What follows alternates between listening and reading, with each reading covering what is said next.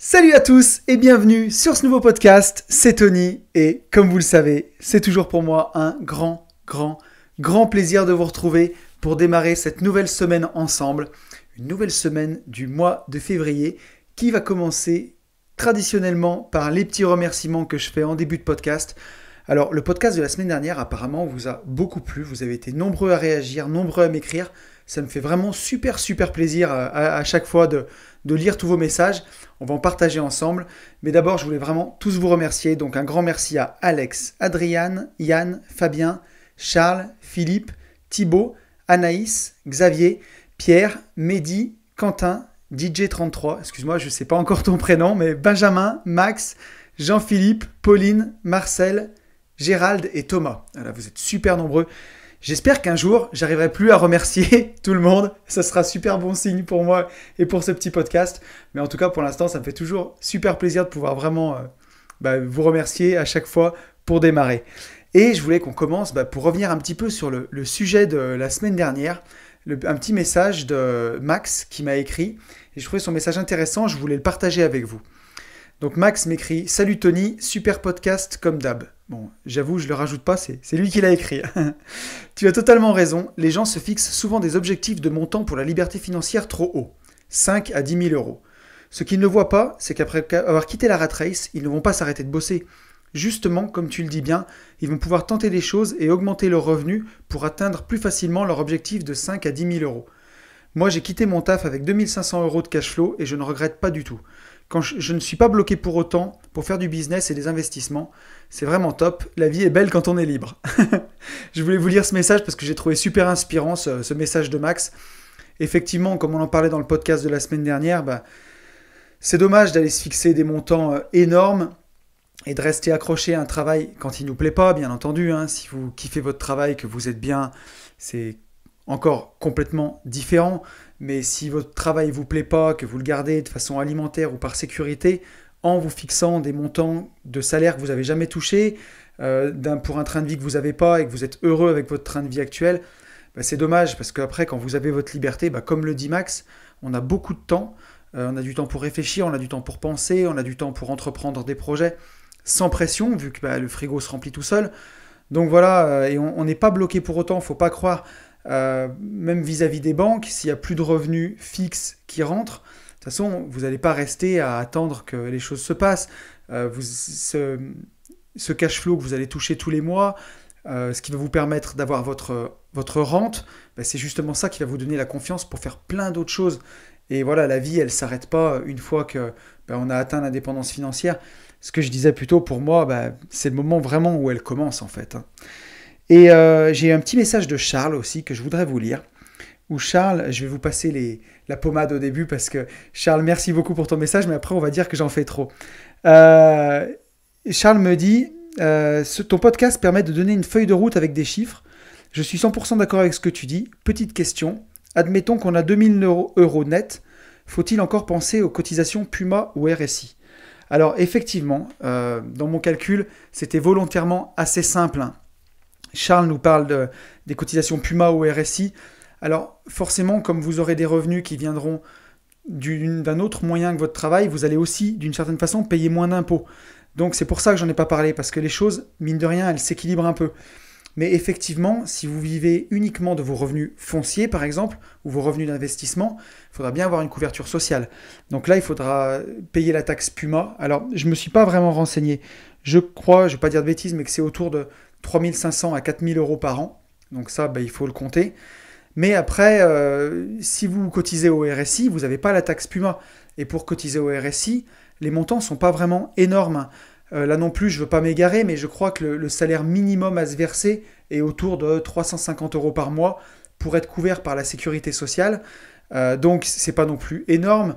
Une fois avec les charges, c'est peut-être 600, entre 500 et 700 euros à sortir tous les mois. Ça fait 7-8 000 euros par an. Vous montez une petite société à côté et puis vous faites un petit peu de facturation. Vous pouvez faire un peu d'achat-revente, par exemple. Vous pouvez faire des travaux dans vos biens avec votre société. C'est plein de petites choses qui permettent d'avoir une couverture sociale. Puisque, effectivement, dans le cas extrême de celui qui voudrait vivre que de ses investissements financiers, par exemple, il faudra une couverture sociale, donc il faudra le prendre en compte. Mais comme on a moins d'impôts aussi de l'autre côté, c'est toutes des choses voilà, qui sont au final, on va dire que ça s'équilibre plus ou moins, quoi. Mais ça donne vraiment, en tout cas, le podcast de la semaine dernière, c'est ce que je voulais faire, un peu une feuille de route, un peu des repères pour se dire, voilà, où est-ce que j'en suis. Forcément que chaque cas est différent, suivant la part de financier, la part d'immobilier que vous avez. Chaque cas sera différent, et puis en fonction de votre train de vie. Parce que j'écoutais mon pote Alex du Club des Rentiers l'autre jour dans un live, qui disait que le meilleur moyen d'atteindre l'indépendance financière, c'est d'avoir vraiment très peu de besoins. Et il a raison. Donc ça va aussi dépendre, bien sûr, votre curseur. Moi, je l'avais fixé à 2000 euros, mais il va dépendre aussi de vos besoins. Si pour vous, c'est très important d'avoir une jolie voiture, l'indépendance financière sera un petit peu plus loin que celui qui va se contenter d'une petite Clio, quoi. Voilà, ça paraît évident. Donc voilà, pour les petits messages de la semaine dernière, je voulais en profiter, comme vous le savez, pour faire un petit peu le point sur un petit peu l'actu. Donc je voulais revenir vraiment rapidement sur la formation qu'on a lancée. On est hyper content. Voilà, il y a à peu près 10 personnes qui nous ont rejoints pour la formation à l'heure actuelle, puisque j'enregistre ce podcast jeudi. Et on est vraiment hyper content. Les retours sont bons, donc ça nous touche énormément. Voilà, merci encore à tous ces gens. Je voulais le leur dire dans le podcast. Je profite pour faire un petit peu de promo pour l'event du 14 mars. Donc il ne reste plus que 6 places. Donc si ça vous intéresse, n'hésitez pas à me contacter en DM sur Insta. Si vous voulez prendre votre place, vous allez sur mon Instagram, @unevideliberté. Vous verrez dans la petite ligne, le petit lien qu'il y a pour accéder à la petite page de vente de l'événement. Donc voilà, j'en ai beaucoup parlé sur ce podcast. Je ne vais pas insister non plus. Mais en tout cas, si vous avez envie de me rencontrer, j'y serai ce jour-là pour vous parler de mindset. Voilà, je suis en train de vous préparer un truc aux petits oignons. J'essaye de faire vraiment de mon mieux pour qu'on passe un super moment ensemble. Donc si vous avez envie de me rencontrer, c'est à Clermont-Ferrand, ça se passe le 14 mars. Et si vous venez en couple, les premières places sont à moins de 90 euros. Voilà. Et je clôturerai le début de ce podcast en vous faisant le petit appel que je fais habituellement aux likes et aux abonnements. Voilà. Si vous écoutez ce podcast sur SoundCloud ou sur Apple Podcast, n'hésitez pas à vous abonner. C'est juste un petit clic ou à mettre un petit like sous le podcast. Moi, ça m'encourage et puis ça aide ce petit podcast à se propager. Voilà, s'il vous plaît, pour le faire partager au maximum autour de vous. Mais voilà, je crois qu'on en est arrivé au bout pour la petite introduction de ce podcast et on va pouvoir passer au sujet du jour. Donc un sujet que j'avais vraiment envie de traiter, mais qui est traité en long, en large et en travers sur le net, et que je voulais traiter un petit peu d'une autre façon, sous un autre aspect. Ce sujet du jour qui nous touche tous, c'est en gros comment rester motivé. Voilà. Comment rester motivé quand on a un projet à faire, quand on se lance dans une quête comme celle de l'indépendance financière par exemple, de l'investissement immobilier, de l'investissement en bourse. Au début, on a tous en nous cette motivation, et puis parfois, dans la vie, elle peut changer, ou on peut avoir l'impression qu'elle s'étiole. Et comment faire pour rester motivé ? Alors, j'ai beaucoup de pistes que j'ai appliquées à moi-même, et qu'on va voir tout au long de ce podcast, et vous allez voir sous quel angle j'ai voulu le traiter. La première question que je me suis posée, c'est pour moi, tout de suite, comme ça, quand j'ai voulu démarrer le podcast, je me suis noté, qu'est-ce que ça veut dire être motivé pour moi ? Pour moi, la motivation, c'est vraiment un truc, c'est naturel, quoi. Quand j'entends le mot motivé, j'entends l'énergie, j'entends aller à fond vers ses projets. Voilà, pour moi, c'est vraiment un truc qui brûle parce que je suis quelqu'un de très entier dans la vie. Quand j'ai une idée en tête, je ne l'ai pas ailleurs, il faut que je la mette en place et j'ai cette motivation naturelle. Et à contrario, pour d'autres choses, j'ai totalement aucune motivation, quoi. Mais vraiment, quand quelque chose ne m'intéresse pas, je vais faire aucun effort et je vais pas du tout aller dedans. C'est vraiment comme ça que moi je le ressens. Et pour certains projets, quand je vois des gens qui manquent de motivation, justement, moi ce que je ressens, c'est peut-être qu'ils se trompent de chemin.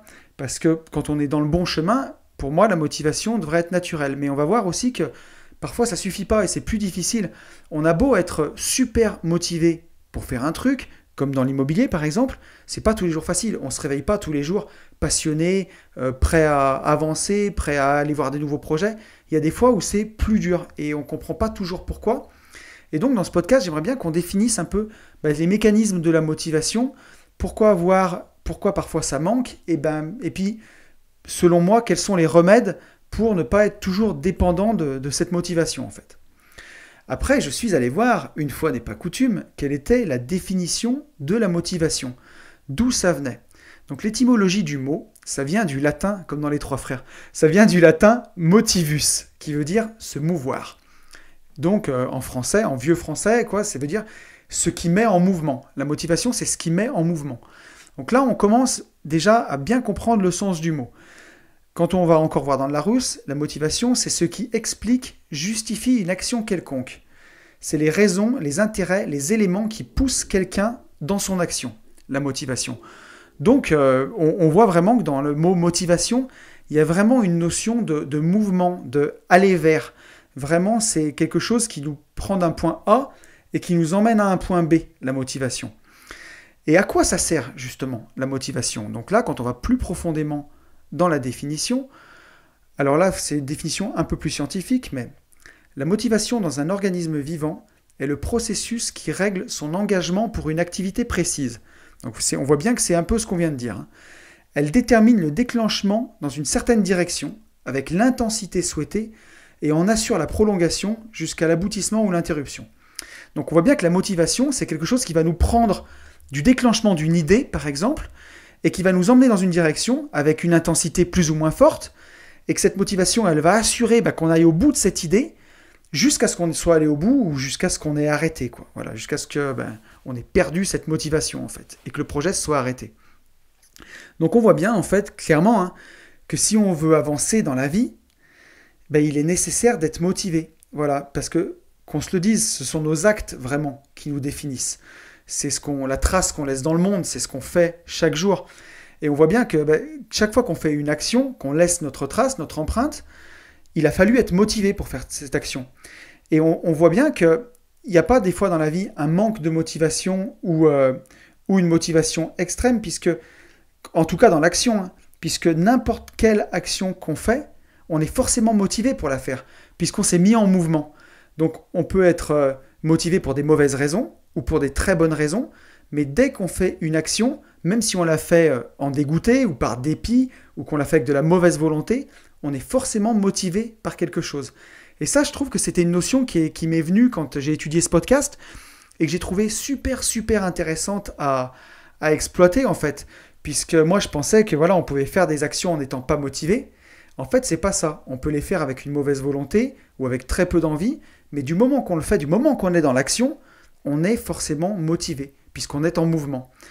Donc voilà, ça, je trouvais que c'était vraiment une nuance qui était vraiment intéressante à mettre en place, puisque ce sont nos actes qui nous définissent, comme je le disais. Et donc, à chaque fois qu'on fait un acte, on est forcément motivé. Donc, je me suis posé la question, dire, mais est-ce qu'il y a différents types de motivation? Et en fait, en fouillant dans ce podcast, j'ai découvert que je n'étais pas du tout le premier à me poser cette question, et loin de là, et qu'il y a deux chercheurs qui s'appelaient Deci et Ryan, qui en 2002 ont vraiment étudié la motivation vraiment de fond en comble, et on va voir, parce que tout se recoupe, puisque tout n'est qu'un grand tout, vous allez voir que la motivation, elle a une échelle en fait, la façon dont elle démarre, on va le voir ensemble, et vous allez voir qu'on va clairement de la peur vers l'amour en fait. Voilà, et ça c'est vraiment, vraiment, vraiment super important. Donc sur leur échelle, à Deci et Ryan, par quoi ça commence en fait? Pour eux, vraiment le bas de l'échelle, c'est la motivation. Alors c'est pas la motivation, c'est L', A motivation, A-M-O-T-I-V-A-T-I-O-N. Voilà, donc ça veut dire concrètement l'absence de motivation en fait. Et l'absence de motivation, ça veut dire l'absence d'action, clairement. Quelqu'un qui est dans la motivation, c'est quelqu'un qui est assis dans le canapé et qui ne fait rien, qui n'agit pas. Donc là, leur définition, c'est quand l'individu a le sentiment d'être soumis à des facteurs qui sont hors de tout contrôle. La motivation, clairement, en fait, qu'est-ce que c'est? C'est d'avoir le sentiment de ne pas être capable de prévoir les conséquences de ses actions. En gros, lorsqu'un individu il est amotivé, soit il n'agit pas, soit il agit complètement passivement, quoi. Il y a vraiment une totale absence de motivation. C'est par exemple un enfant qui dirait « je perds mon temps quand je vais à l'école ». Il est résigné. C'est quand vous avez l'impression de perdre votre temps, quand vous n'écoutez rien, quand vous êtes là mais vous n'êtes pas là, quand il y a cette amotivation. Donc c'est qu'il y a vraiment une résignation. En fait, il y a 3 grades dans la motivation qu'ils ont définis. Il y a justement cette impossibilité d'atteindre le but qui est fixé parce qu'on a appris à se résigner. Ça, c'est vraiment quand on est vraiment tout en bas. C'est que si on se dit, par exemple, l'investissement immobilier, c'est pas pour moi. Ou l'investissement en bourse, j'y comprendrai jamais rien, c'est pas pour moi. Là, il y a vraiment une résignation. C'est comme si on s'était dit qu'on n'était pas capable et qu'on l'avait appris, quoi, et que c'était un état de fait.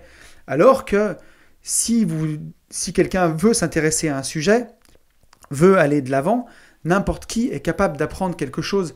Mais voilà, là, il y a une résignation qui fait qu'il n'y a pas de motivation. Après, le deuxième stade, c'est l'impression d'avoir un manque de compétences. Donc là, c'est qu'on se dit, bon, finalement, la bourse, ok, je pensais que c'était pas pour moi, c'est peut-être pour moi, je vais faire l'effort. Par contre, j'y connais rien. Et on ne fait pas d'action, parce qu'on a l'impression d'avoir un manque de compétences. Ou alors la même chose avec l'immobilier. Se dire finalement, bon, allez, peut-être que la banque me prêtera, peut-être que l'immobilier, c'est pas si impossible que ça. Je suis capable de faire de l'immobilier, je vais y aller. Par contre, j'y connais rien, je vais me planter. Oh là là, mon Dieu, je suis pas formé, et si jamais je m'y prends mal, et ne rien faire. Donc c'est vrai, d'avoir l'impression d'avoir ce manque de compétences, et qui engendre du coup une absence de motivation. Donc on peut se former pour avancer, et pour vaincre ça, et créer de la motivation. Mais bon, et le troisième grade de la motivation, c'est le fait que l'activité n'ait aucune valeur à vos yeux. Donc là, ma foi, on peut rien y faire. Et parfois, je pense que moi, c'est pas plus mal non plus. Il y a des sujets qui tout simplement ne vous intéressent pas du tout. Vous sentez que c'est pas votre truc. Et ma foi, c'est très bien comme ça. Vous n'êtes pas motivé pour faire ça. On n'est pas obligé d'être motivé pour tout. Moi, si je prenais un exemple, par exemple, il y a quelques années, j'ai voulu apprendre la guitare. Et je me suis rendu compte que je trouvais ça sympa, l'idée de savoir faire de la guitare. Ça me faisait envie. Mais j'avais pas la motivation suffisante. Quand j'ai essayé, je me suis rendu compte que voilà, j'étais assez amoureux de l'idée de savoir faire de la guitare, mais je prenais aucun plaisir à jouer de la guitare. C'était vraiment pas des très très bons moments pour moi. Et je me suis rendu compte qu'en fait, c'était tout simplement pas pour moi et que j'en avais pas envie, que voilà, j'aimais bien écouter des gens jouer de la guitare, mais que j'avais pas envie d'en faire non plus. Et en fait, voilà, cette activité, en tout cas à mes yeux, pour moi, elle m'apportait pas grand-chose, donc j'avais pas de motivation pour la faire. On voit bien sur cette échelle, donc les 3 grades en fait, l'absence de motivation parce qu'on est résigné, l'absence de motivation parce qu'on a un manque de compétences, ou parce que le fait que l'activité n'a aucune valeur à nos yeux. Donc là, on voit bien quand même qu'on est dans la peur, comme je disais tout à l'heure. Quand on a appris à se résigner, quand on pense qu'on n'est pas capable de faire quelque chose, il y a une notion de peur. Quand on a un manque de compétences, quand on a l'impression d'avoir un manque de compétences, il y a aussi une notion de peur là derrière, de se dire qu'on ne peut pas se lancer avec le peu qu'on sait. Et après, bon, le fait que l'activité n'ait aucune valeur à nos yeux, il y a aussi, quelque part, je pense, une peur de se rendre compte de la quantité de travail qu'il y a à fournir pour accomplir ça. Je le vois par exemple pour la guitare. Peut-être qu'au fond, c'est ça qui m'a fait peur. Peut-être que si j'avais persévéré, l'activité aurait eu peut-être plus de valeur à mes yeux parce que ça m'aurait paru moins gros. Et on le verra que justement, la persévérance, c'est une des clés de motivation, un petit peu dans mon avis à la fin du podcast. Donc ensuite, Desi et Ryan, ils se sont dit, la première grade, c'est la motivation. Donc, et le deuxième, ils ont identifié ça par la motivation extrinsèque. En fait, c'est une motivation qui vient de l'extérieur. Donc là, vraiment, on commence, vous verrez ici, à passer de la peur à l'amour, progressivement. Donc c'est une motivation qui vient autour de soi. Eux, ils l'ont défini comme ça. L'action est provoquée par une circonstance extérieure à l'individu. Par exemple, une punition, une récompense, une pression sociale, ou l'obtention de l'approbation d'une tierce personne. Ça, c'est quand on réagit, on est motivé par un stimulus extérieur. Voilà. Moi, je le vois par exemple, une punition. Typiquement, on va prendre le cas de quand j'avais mon entreprise de travaux publics, où on travaillait en famille. C'est une entreprise qu'on avait achetée et pour laquelle on avait souscrit un gros crédit. Et cette entreprise, je l'ai tenue pendant 12 ans. Et ce crédit, on l'a remboursé pendant une dizaine d'années. Et les premières années, j'étais très motivé parce que le boulot me plaisait, parce que c'était un travail qui était assez passionnant, de toute façon. Et il y avait énormément de travail et au fur et à mesure, c'était de plus en plus fatigant. Et la joie du début, elle laisse sa place et ben justement à une obligation un petit peu. Et là, la motivation extrinsèque que j'avais, c'était à la fin, c'était très compliqué d'être motivé par ce travail.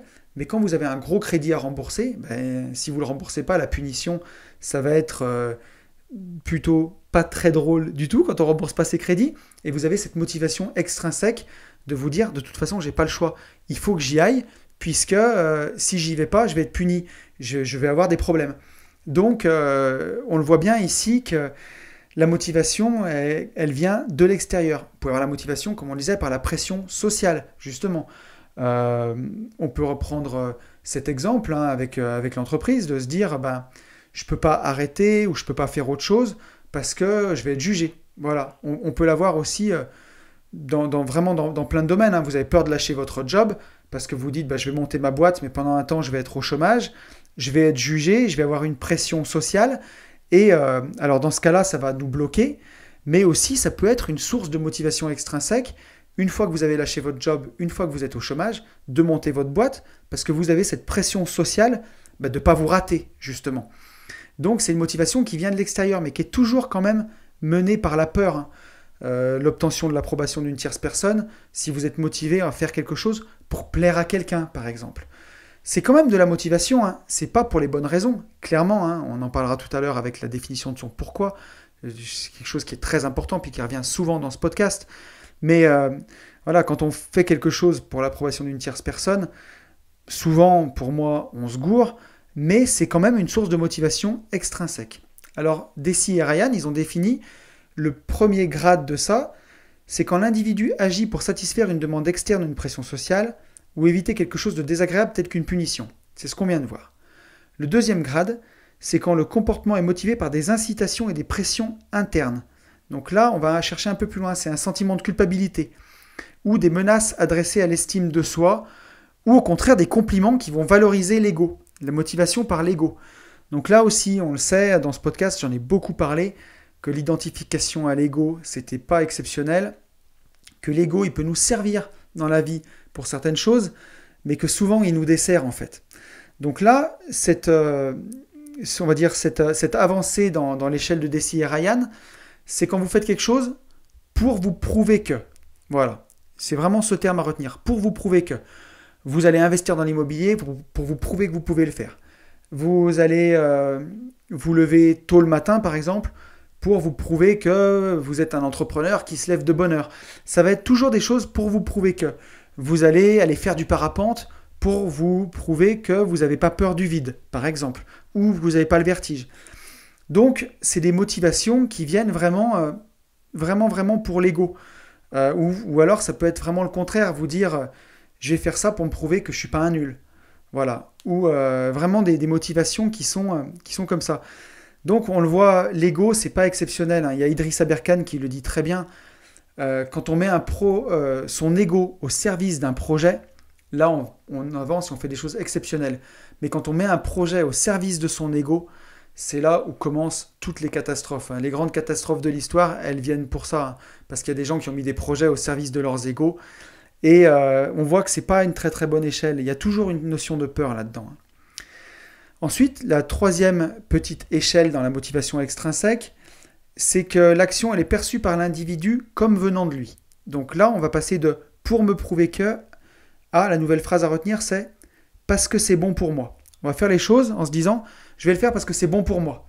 Donc là, on commence à aller vers l'amour, vous le voyez.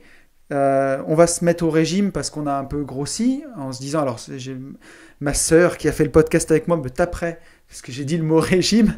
Non, on va manger équilibré parce que c'est bon pour soi. Voilà. Donc là, on commence à aller vers l'amour, hein, dans des choses comme ça. Ou alors, on va bosser à l'université ou à l'école, ou on va suivre une formation avec vraiment de l'assiduité, parce qu'on sait qu'au fond, c'est bon pour soi. Donc là, vraiment, c'est une motivation qui vient toujours de l'extérieur, mais qui commence à vraiment aller dans le bon sens.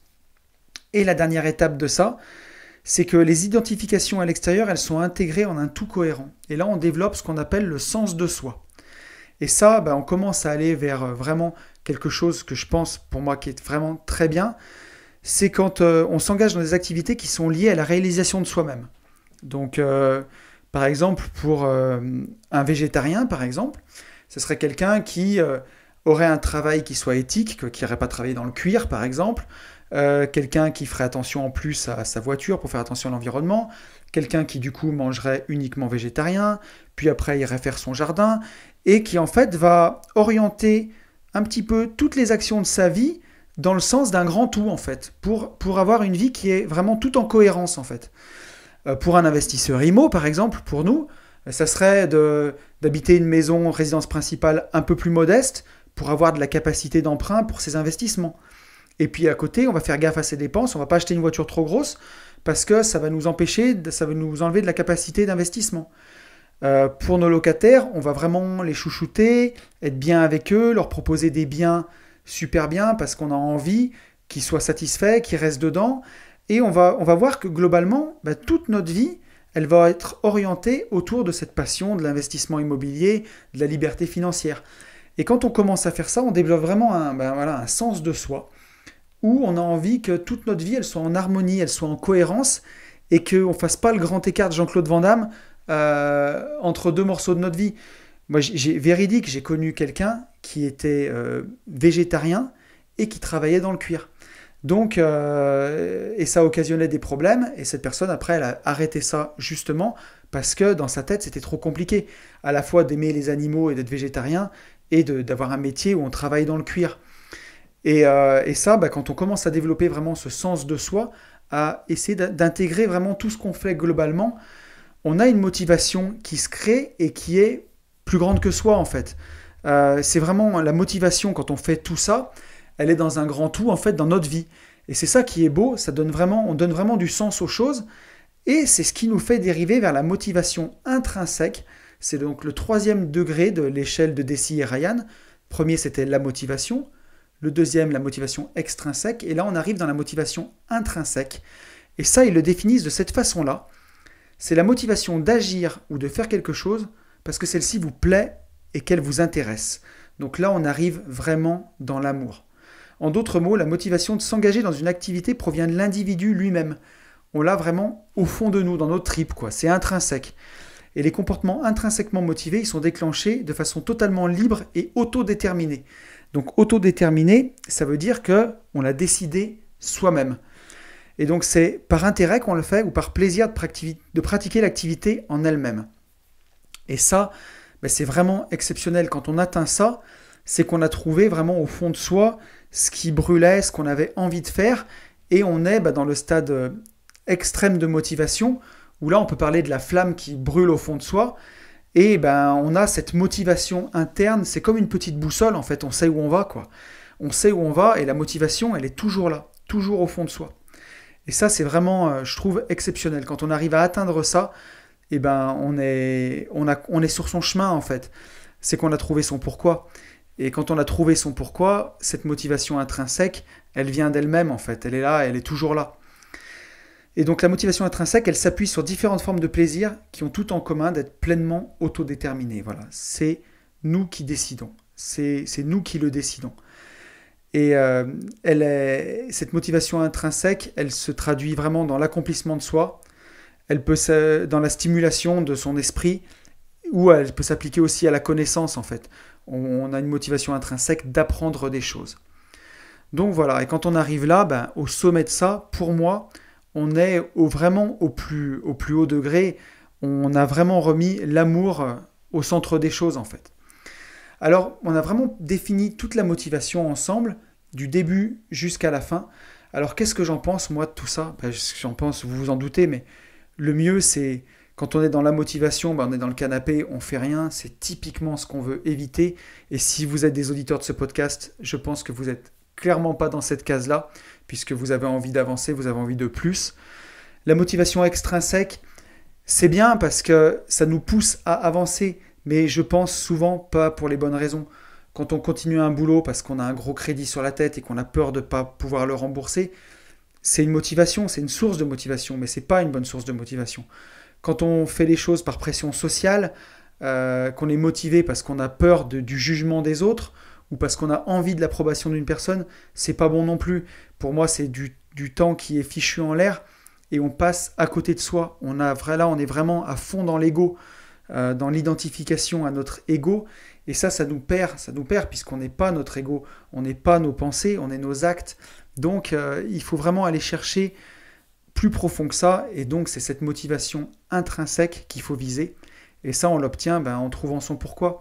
Alors, j'ai consacré déjà tout un podcast là-dessus, mais c'est vraiment infini, mais ça vaut vraiment le coup de passer du temps à se connaître. Et en plus, dans la vie, on l'a vu ensemble déjà, il y a ce concept d'impermanence où la vérité d'un jour n'est pas celle du lendemain et tout évolue en permanence. Et donc, cette motivation, ce pourquoi, il va évoluer dans le temps. Donc, c'est pourquoi je conseillerais avant tout, la primeur aussi de ce podcast, la leçon à retenir, c'est d'avancer dans la connaissance de soi. Si on veut savoir vers quoi on est motivé et par quoi on est motivé et avoir ce feu au fond de soi qui brûle pour des actions, la première chose à faire, c'est de se connaître à fond. Quand on se connaît, et pour se connaître, il faut tester. Il faut tester plein de choses, voir si ça vous plaît ou pas. Et plus vous avancerez dans cette connaissance de vous, plus vous saurez vers quoi vous êtes motivé et plus la motivation, elle sera facile à entretenir. Alors après, il y a une autre chose que je peux dire pour la motivation, pour l'entretenir, c'est d'avoir une discipline. Même si on sait qu'il y a des choses qui sont bonnes pour soi et qu'on les fait parce qu'elles sont bonnes pour soi, moi qui suis passionné d'immobilier par exemple, je me lève le matin, c'est pas non plus tous les jours évident que ce soit de se mettre au travail ou alors d'avancer vers ses buts ou de continuer d'avancer. Il faut toujours avoir cette remise en question de savoir pourquoi on fait les choses, mais aussi avoir une discipline. Et ça, c'est super important. Il faut se fixer des heures pour faire les choses. Il faut se fixer vraiment des moments et avoir une discipline pour avancer tous les jours. Par exemple, je le vois, mais moi, tous les matins, j'ai ma routine du matin où je vais commencer à méditer. Et ensuite, j'ai une petite prière de gratitude. Et ensuite, mes demandes à l'univers, voilà, pour avoir des choses qui arrivent dans ma vie. Et il y a des matins, je me lève, j'ai envie de repousser le réveil et j'ai pas envie de le faire. Mais je sais qu'au fond, quand j'ai rédigé cette petite prière de gratitude et que j'ai décidé de méditer, je savais qu'au fond, c'était bon pour moi et que j'avais cette flamme qui brûlait en moi, puisque la méditation, c'est super bien pour laisser tomber votre ego. Vous vous connectez vraiment avec l'être, vous êtes dans l'instant présent et vous vous connectez avec ce que vous avez vraiment au fond de vous. On en a aussi parlé plusieurs fois sur ce podcast. Mais la méditation, pour ça, c'est vraiment fantastique. Il y a des fois, vous allez vouloir vous motiver pour un projet et vous allez vous bourriner dans la tête avec des phrases de motivation en disant « je peux, je peux, je peux ». Alors qu'en fait, seulement en un quart d'heure de méditation, vous vous retrouvez vous à l'intérieur, vous retrouvez cette sérénité et ce calme et la motivation, elle remonte vraiment toute seule en fait, vraiment toute seule. Donc, je pense que c'est vraiment un axe à prendre en compte, la méditation en tout cas, pour entretenir cette motivation. Et donc, pour ça, faut avoir un peu de discipline pour décider tous les matins de se lever pour méditer. La plupart du temps, c'est facile, mais il y a vraiment des fois où il faut juste se dire, voilà, je me lève, je ne me pose pas de questions, je vais méditer. Et on entretient en fait cette motivation comme ça par la discipline. Je pense que c'est super important. Et après, il y a une deuxième chose qui pour moi est très importante, c'est la persévérance. C'est voilà, le fait de ne pas lâcher et de persévérer. C'est super important. Je vais prendre l'exemple du livre, par exemple, de Riche de liberté qu'on a écrit cette année. Donc nous, c'est parti vraiment d'une motivation intrinsèque, je pense. C'était pas pour avoir la gratitude des gens, c'était vraiment parce qu'au fond de nous, on avait envie de faire un livre, on avait envie de partager. On avait vraiment envie de partager avec les gens ce savoir, ces connaissances, pour pouvoir faire des rencontres et pouvoir parler de tout ça et avancer. Mais au début, donc, on avait la motivation, quand elle est là, c'est fantastique. On a fait le plan du livre, on s'est réparti les parties que chacun allait écrire. Et il y a des parties qui venaient naturellement, où l'écriture s'est fait très très très vite. Ensuite, il y a des parties où c'était moins facile. Et justement, moi, ma motivation, elle a baissé clairement à ce moment-là, où c'était presque une corvée d'écrire. Et j'avais beaucoup de mal à m'y mettre. J'avais beaucoup de mal. Et en fait, je me suis rendu compte que parfois, il fallait juste commencer. Donc, c'est-à-dire de fixer une heure pour le faire et juste commencer, quoi. On se met au bureau et on commence à écrire. Et au bout de 5 minutes, on a vaincu cette petite inertie du départ et après, c'était reparti, on écrivait. Mais pour ça, il fallait avoir une discipline. Il fallait se dire, de de 16 heures à 18 heures, aujourd'hui j'écris. Voilà, il n'y a pas de, il y a pas de choix, il n'y a pas de... Comment dire?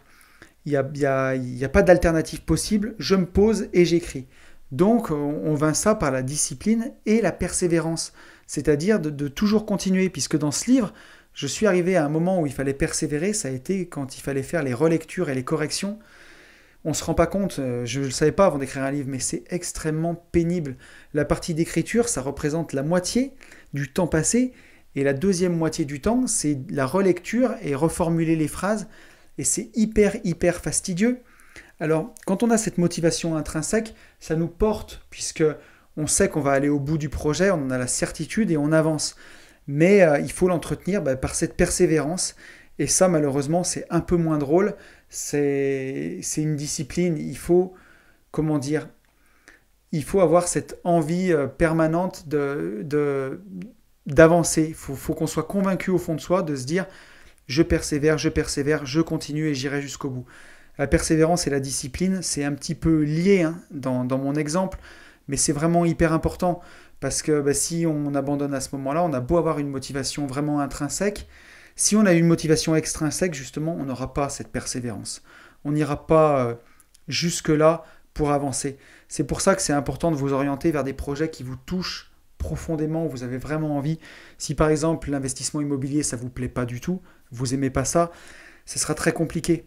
Il faut arriver à toucher des domaines qui vous plaisent vraiment, puisque sinon ça va être vraiment comme porter une croix, ça sera vraiment très dur. Alors quand on a une motivation intrinsèque, même les moments difficiles, ils sont un petit peu plus faciles, quoi. Voilà. Donc on approche vraiment de la fin de ce podcast, et je voulais aussi conclure le sujet avec ce podcast en fait, puisque on va parler aussi de la motivation et de ce podcast justement. Donc comment ça m'est venu de vouloir créer ce petit podcast ? Je pense que c'était vraiment une envie de partager. Donc j'étais vraiment dans une motivation intrinsèque, parce que ça me plaisait. J'en écoutais énormément des podcasts en voiture, et il y a certaines personnes qui m'ont apporté énormément de valeur avec leurs podcasts, qui m'ont vraiment fait du bien, ou alors avec des vidéos YouTube, à des moments où c'était difficile pour moi d'avancer. Et je me suis dit que j'avais envie de rendre ça, et je trouvais ça vraiment sympa de pouvoir partager, d'être derrière mon micro, d'interagir avec vous et d'avancer là-dedans. C'est quelque chose qui me faisait vraiment envie. Alors au début, je suis passé par la motivation justement. Donc pour moi, c'était pas de la résignation, c'était l'impression de ne pas avoir les compétences. Je me disais, mais tu n'arriveras jamais à monter le podcast. Tu ne sauras pas faire, tu ne sauras pas choisir un micro comme il faut. J'étais vraiment là-dedans. Et ensuite, quand je me suis dit, j'avais l'impression d'avoir ce manque de compétences, donc j'ai essayé d'apprendre, de voir comment c'était possible. Puis j'ai vaincu ça, j'ai appris les petites compétences qu'il y avait, et c'était pas grand chose du tout, brancher un micro sur un ordinateur et parler dedans. C'était vraiment une idée que j'avais, mais une fois que j'ai pu passer cette barrière-là, en fait, la barrière de me dire que j'avais pas les compétences pour le faire, ensuite, donc c'était de la peur, je suis passé complètement dans l'amour, d'avoir la motivation de faire quelque chose parce que ça me plaît, parce que ça m'intéresse. Et aujourd'hui, j'ai énormément de plaisir, vous le savez, à faire ce podcast et à partager avec vous, à vous rencontrer quand on le peut. C'est vraiment génial, et à échanger avec vous en DM ou en mail pour qu'on avance ensemble, pour qu'on parle de tout ça. Je trouve ça vraiment génial. Mais c'est pas tous les jours facile. Il y a des fois où ça met la pression parce que je dis tiens, de quoi je vais parler la semaine prochaine. Il y a des fois où on se dit mais comment je vais trouver un nouveau sujet. Et parfois pendant 3 semaines, j'ai des sujets qui me viennent, j'ai plein d'idées. Et aujourd'hui, j'ai jamais été à court d'idées. Je suis pas à court d'idées. J'ai encore plein d'idées pour les podcasts, puisqu'à chaque fois qu'on en fait, il y a des choses qui me viennent. Puis vous venez vers moi avec des idées, on parle. Donc ça donne plein d'autres idées. Et justement, quand on fait les choses dans l'amour, avec une motivation intrinsèque, tout se met en place. Mais ça n'empêche pas, d'avoir cette discipline, je pense, de justement, prévoir une plage pour enregistrer le podcast, la caler dans son emploi du temps. Et puis persévérer, parce qu'il y a des fois où je vais recommencer 3, 4, 5 fois le podcast. Et il y a des fois où les phrases ne sortent pas de façon aussi fluide que je veux, et où c'est pénible, et où il faut recommencer. Et donc il faut toujours persévérer. Mais je me rends compte que j'aurais jamais persévéré là-dedans si ça ne m'avait pas plu au départ. J'aurais arrêté rapidement. Là, le podcast, il a presque 5 mois aujourd'hui. Et je persévère parce que j'aime ça et parce que ça me plaît profondément. Mais On a parlé vraiment de motivation tout le long de ce podcast. On a vu vraiment quelles étaient toutes les échelles de la motivation. Et j'espère que ça vous permettra de vous situer quand vous faites un projet, quand vous menez un projet, où vous en êtes. Est-ce que vous le faites vraiment parce que la motivation, elle vient du fond de vous, de vos tripes, et que pour vous, ça vous transcende et c'est plus grand que vous? Ou est-ce que vous le faites parce que vous voulez fuir un job, par exemple, ou parce que vous voulez apparaître bien aux yeux d'une personne? Ça vous aidera vraiment à vous situer. Alors parfois, le projet quitter la rat race, par exemple, peut être vraiment plus grand, et les actions pour mener ce projet, il y en a qui peuvent plus ou moins vous plaire, mais comme elles font partie du projet, vous avez cette motivation pour le faire. Mais voilà, la vraie raison, ce qui est vraiment important, on en revient au pourquoi, je pense, c'est si vous voulez être motivé dans vos projets, plutôt que de se fouetter ou vraiment appliquer la discipline et la persévérance tout de suite, il faut vraiment savoir pourquoi vous le faites et pourquoi ce projet vous plaît. Parce que si vous allez vers un domaine qui ne vous plaît pas, vous aurez beau mettre dedans de la discipline et de la persévérance, ce sera vraiment, vraiment très compliqué. Voilà, et je conclurai ce podcast vraiment en disant que essayez de trouver votre pourquoi, essayez d'avancer dans la connaissance de vous, c'est le plus beau cadeau que vous puissiez vous faire. Votre motivation pour avancer dans la connaissance de vous, c'est celle-là qu'il faut travailler, c'est vers celle-là qu'il faut avancer, parce que c'est le plus beau cadeau, c'est la plus belle chose que vous pouvez faire. Il y a un proverbe qui dit « Tout ce que tu peux perdre dans un naufrage, tu ne le possèdes pas vraiment ». Et c'est la vérité, puisque on peut tout vous enlever autour de vous, on peut vous enlever votre maison, votre voiture, vos appartements, votre argent placé à la banque, tout. On ne vous enlèvera jamais ce que vous avez dans la tête. Et si vous avez été capable de le faire une fois, vous serez capable de le faire toujours. Tout ce que vous avez acquis, tout ce que vous avez acquis comme compétences, comme savoir, comme avancée, comme sagesse dans votre esprit, personne ne peut vous le prendre, ça. Et c'est ça qui est le plus important. C'est d'investir vraiment dans la connaissance de soi avant d'investir partout ailleurs. Je crois que c'est une chose à retenir de ce podcast sur la motivation, c'est ça. C'est bien de mettre sa motivation dans trouver son pourquoi et dans avancer dans la connaissance de soi. Voilà, je pense que c'est le mot de la fin. Écoutez, je vous souhaite une très bonne semaine. Je vous souhaite d'avancer vers vos objectifs. Je vous souhaite de trouver votre pourquoi. Je vous souhaite de rester motivé de façon intrinsèque dans les choses qui vous passionnent. Et vous le savez, je vous souhaite, par-dessus tout, de vivre libre.